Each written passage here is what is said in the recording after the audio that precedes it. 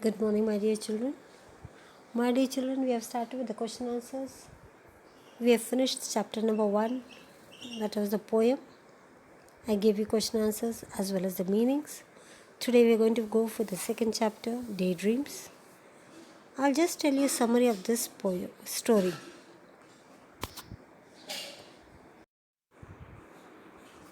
Here, this story, daydreams give us an insight as to what could happen if one daydreams without any purpose.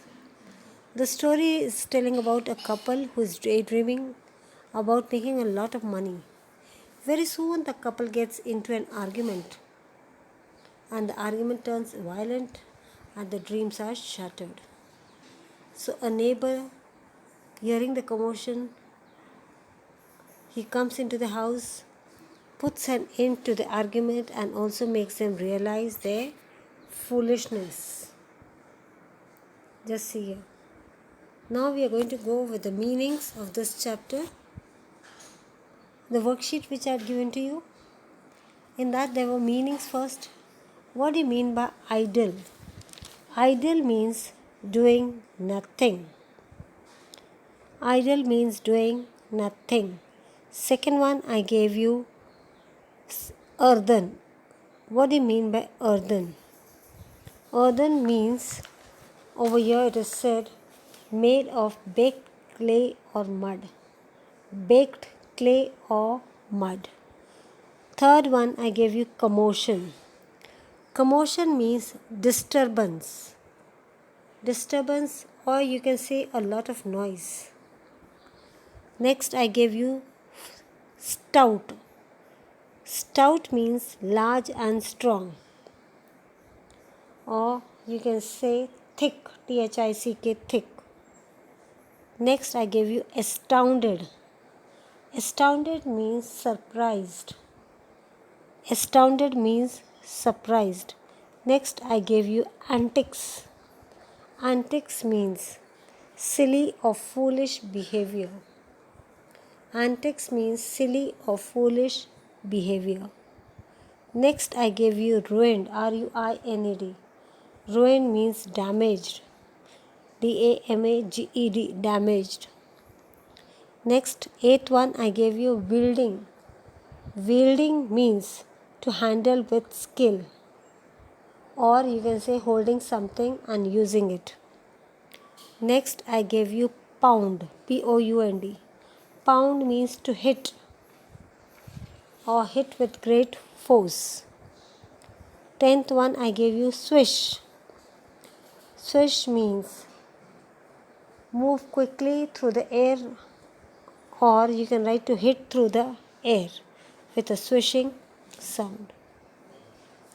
Next I gave you write the plural forms of the following nouns. Add S and make the plural of the following, like tree, trees, cow, cows, pot, pots, jar, jars, sister, sisters, drop, drops, antic, antics, dream, dreams, fruit, fruits, market, markets, book, books. Next I give you choose a or an correctly and fill in the blanks. Dash earthen pot, an earthen pot. Dash cow, a cow. Dash jar, a jar. Dash sister, a sister. Dash 1 rupee note, a 1 rupee note. Dash empty pot. It was given over here in the question answers only. Here. Dash empty pot, an empty pot. Dash balloon man, a balloon man. Dash old man. So you can write an old man. Next I gave you use related words for milk from the lesson. Here it was given use related words. See here. Now for school it was given. I told you to write for milk, M-I-L-K, milk. Milk. So what do you get from milk? You have to write all that. So if you have written well and good. If not, please write it down. I'll tell you what do you get from milk. So milk we get ghee, GHEE, cream, CREAM, butter, BUTTER, and dahi, DAHI, dahi. Yeah, now we'll go for question answers as per the textbooks. See here, what does the husband want to buy? First question. You'll write, the husband wanted to buy a few cows. First one, the husband wanted to buy a few cows. What plans did the wife make? What were the plans of the wife? The wife made plans to prepare what? She wanted to prepare plenty of dahi.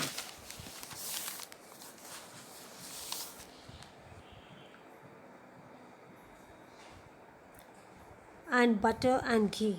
The wife made plans to prepare plenty of dahi and butter and ghee, and she would use one of the earthen pot for milk, one for dahi and one for butter. And the next jar which is remaining, she would put ghee in that jar.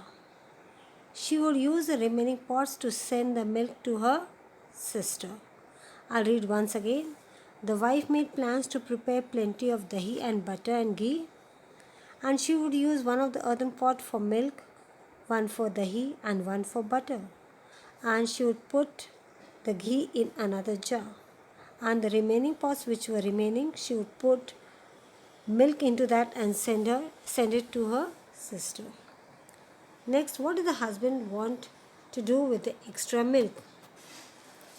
The husband wanted to sell the extra milk in the market. The husband wanted to sell the extra milk where?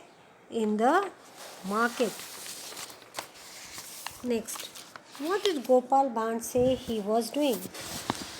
Gopal Bhan said that he was driving away the couple's greedy cows from his field.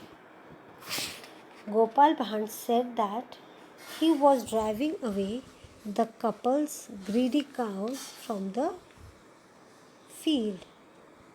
Next, did Gopal Bhan have a field? When we read the chapter, was that Gopal Bhan was having a field? No. Gopal Bhan did not have a field. Next, what did Gopal Bhan wanted to tell the husband and the wife? What did he want to tell the husband and the wife? Gopal Bhan wanted to tell the husband and the wife that they should not argue over their daydreams. That what they're looking now in the daydreams, they should not fight or quarrel with that. They should not fight over something that they do not have. They should live in the present. So here I'll read the answer again. What did the Gopal Bhan want to tell the husband and the wife? Gopal Bhan wanted to tell the husband and the wife that they should not argue over their daydreams. They should not fight over something that they do not have, or they should live in the present. What is the difference between a dream and a daydream? A dream is something that one has at night when one is asleep.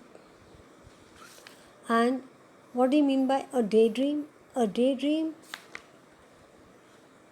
comes to one's mind during the day when one is wide awake. A dream is something that one has at night when one is asleep, and a daydream that comes to one's mind during the day when one is wide awake. See here, now here this question, write about your own daydream in short. You have to write about your own daydream in short. What do you dream about?